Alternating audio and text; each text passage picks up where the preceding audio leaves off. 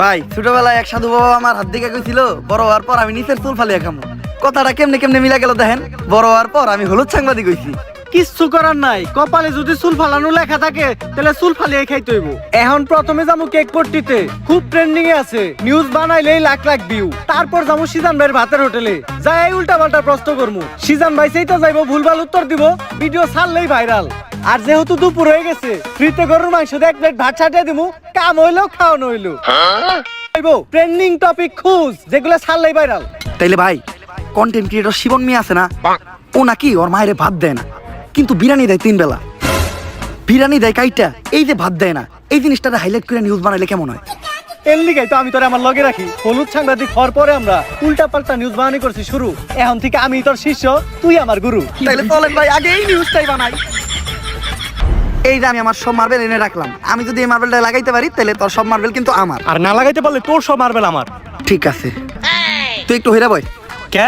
তুই যদি অনেক বইয়া থাকস, আমি মার্বেল মারলে এই মার্বেলে না লাগলেও তোর মার্বেলে ঠিকই লেগে যাইব।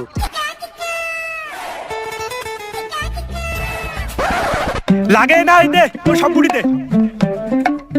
এনে এই কোটাকে আমার কাছে তো এই কটা গুড়ি আছিল। তোরে বিশ্বাস করি না আমি, হাতুরা তোর পকেট চেক করমু।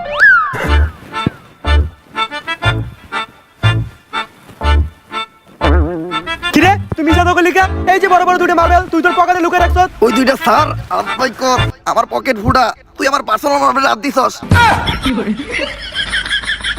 আরেকটা মার্বেল আছে যেটা দিয়ে আমি মারছি, ওইটা সামনে ওই করতে পড়ছে।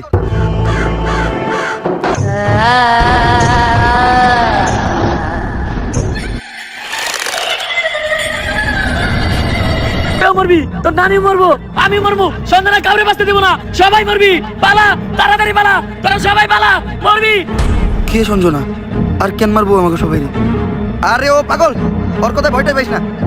ভয় আর আমি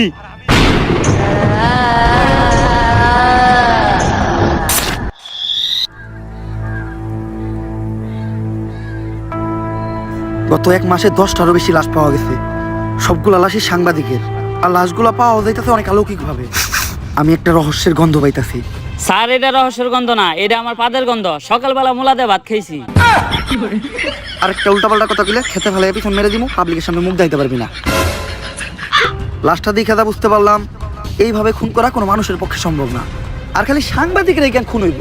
কানেকশন তো একটা আছে। এই কাজগুলো যে করতে সরে পাইলে ঢুকাই দিয়ে ফুড়ে গেলাম। বস, দোকানের দায়িত্ব আমারই দিন, ফুটাইন আপনি। তোর কিছু না বেশি কথা না কইতে, তুই দেখ লাশের কাছে কোনো সূত্র পাস নাকি।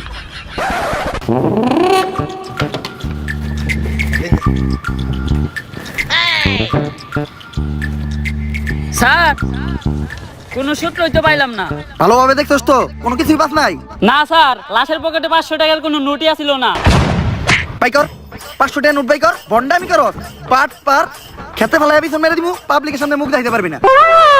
কি মাইরা দিতে চাইছিলি তুই? এটা জানোস এটা কেসের কত বড় কাজে লাগবো? স্যার, আমার ভুল হয়ে গেছে, আপনি আমার মাফ করে দেন। যা, মাফ করলাম। আপাতত 2 প্যাকেট বিড়ি নিয়ে আয়। আপনি না কইলেন এটা কেসের কাজে লাগবো?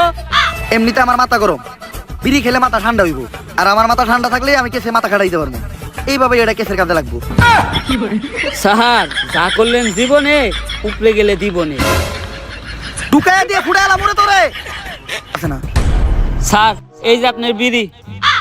আর বাকি যেটি আবার চড়ি টেহা বাচ্ছে, উল্টা আরো আমার 80 টাকা ভরার লাগছে, আমার 80 টাকা দেন। এত টিয়া লাগলো কে?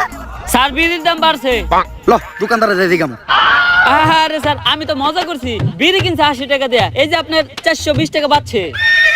বাট পার ঢুকাইয়া দিয়ে ফুড়ে এলাম। যদি এই পাগলের কথাই সত্য হয় তাহলে তো আমাকে তান্ত্রিক লালুর কাছে যাইতে হইব। কিন্তু তান্ত্রিক লালুটা কে? আমি চিনি, উনার নাম তান্ত্রিক লালু।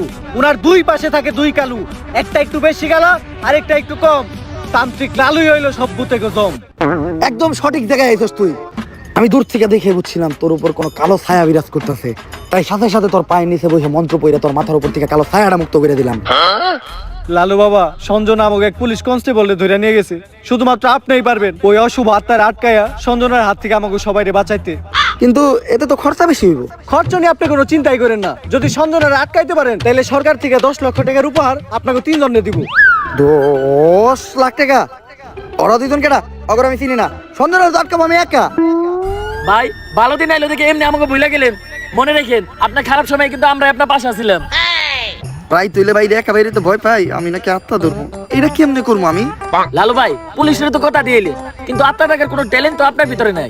সাধারণ মানুষের লোকে ভণ্ডামি করেন এটা ঠিক আছে, কিন্তু পুলিশের লোকে ভণ্ডামি করতে যা ধরা খাইলে বাইরে আপনার পুটকি চাষে চাষে ভেঙ্গে লাইবো। ওই ডরেই তো আছি। এখন আত্মা টাকার উপায় পাবো কোনে? ভাই আপনি চাইলে কিন্তু চ্যাট জিপিটির সাহায্য নিতে পারেন। না, আমার 14 পুরুষ ওই তান্ত্রিকের কাজ করে আইছে।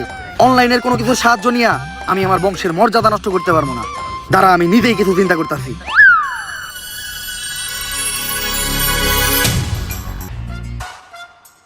লালু ভাই এটা আপনি কার কাছে নিয়ে এলেন? ওনারে চিনস না তুই? উনি অনেক বড় তান্ত্রিক, এই দেশে ওনার লক্ষ লক্ষ মুরিদ। উনি নতুন একটা বই লিখছে, বইয়ের নাম শয়তান ধরার গর্জন।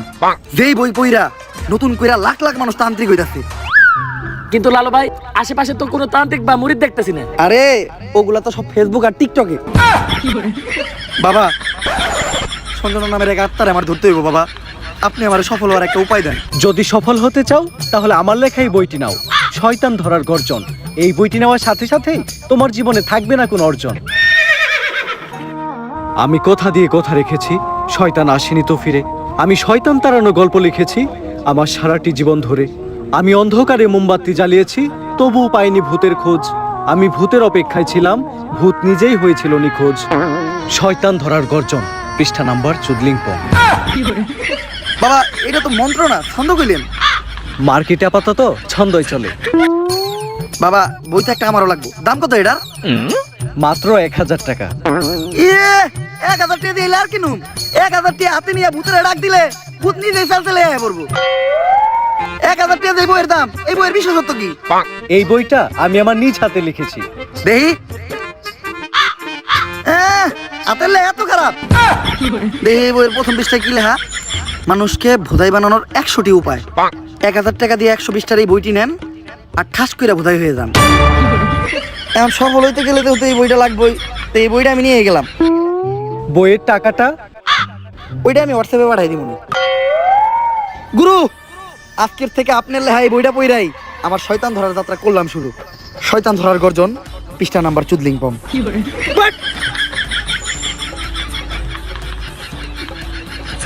আত্মা টাকার জন্য প্রথমে ময়দা দিয়া গোল করে একটা দাগ দিতে হইব।